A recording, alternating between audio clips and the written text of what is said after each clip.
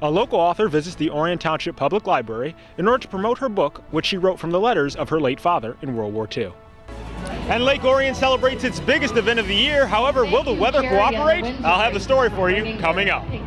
Hello, I'm Katie Shimatero. And I'm Jonathan Jackson. We'll have these stories plus much more right here on ONTV News. A 2009 Lake Orion High School graduate is now serving on one of the world's largest warships.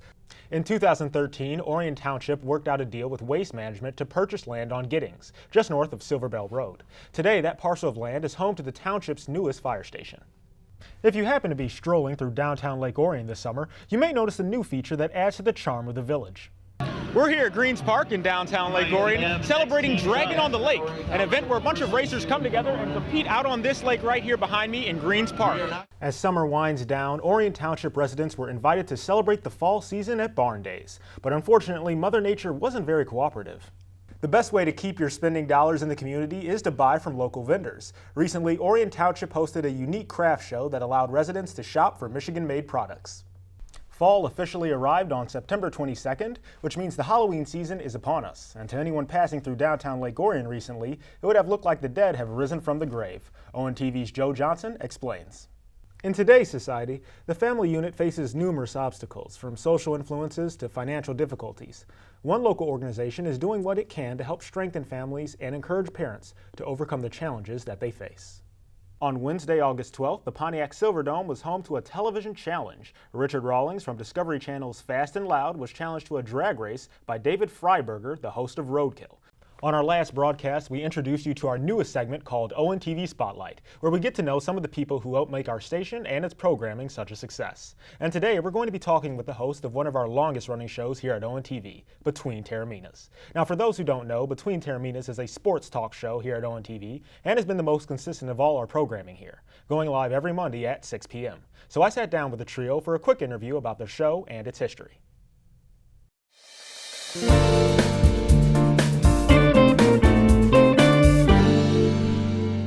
So on ONTV Spotlight, we talk about shows here at ONTV that have had an impact, and especially the producers and the volunteers who help make it that way. And for Between Terraminas, I mean, you guys started back in 2011, I believe, right? Mm-hmm. Wow. So what would you say has changed the most since then until...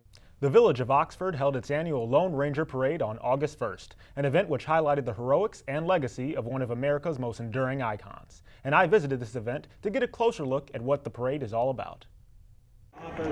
On August 1st, the Village of Oxford celebrated its third annual Lone Ranger Parade, which took place on the corner of Burdick and Washington Street. The parade was inspired by famous radio actor Brace Beamer, who not only played the Lone Ranger, but also resided within Oxford throughout his later years. Well, to start with, the weather was just phenomenal. The faces of people were just beaming with joy. I mean, people from all around, not just Oxford and Orion, but there's people here from Lansing, Toledo, Frankenmuth, all over the place. Just everyone had a great time. It was a great event.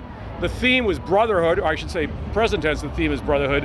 And I think that resonates a lot in today's society. It's a great theme, and it really fits with what's going on today. Just a lot of happy people, all in a great mood.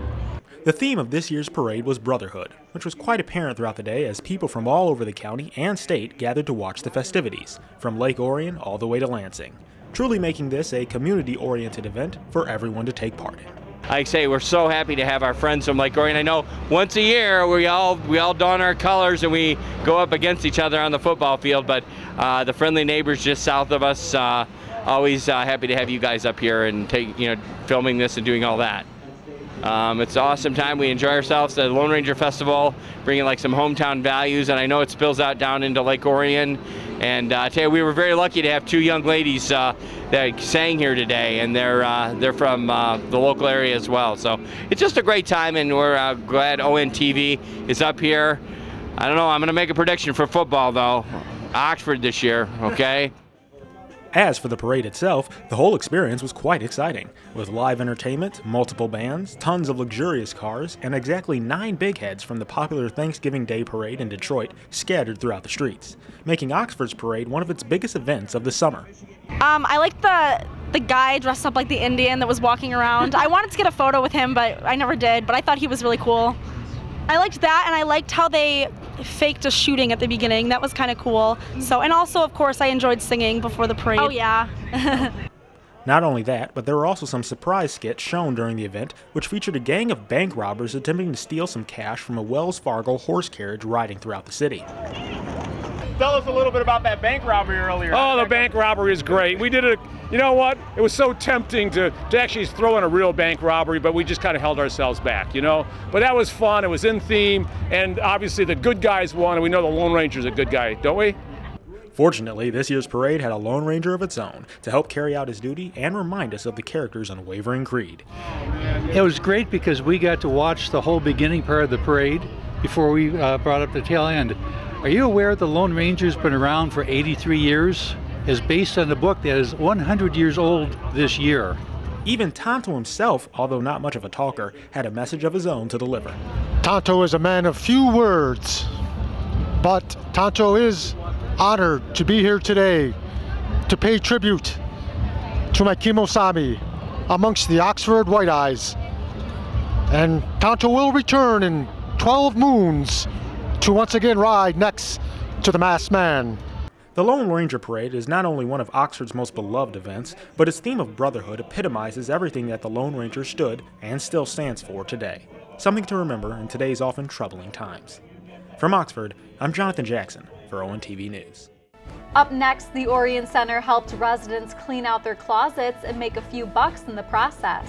And in a new segment, we introduce you to a longtime ONTV producer. Stay tuned, we'll be right back with more ONTV News.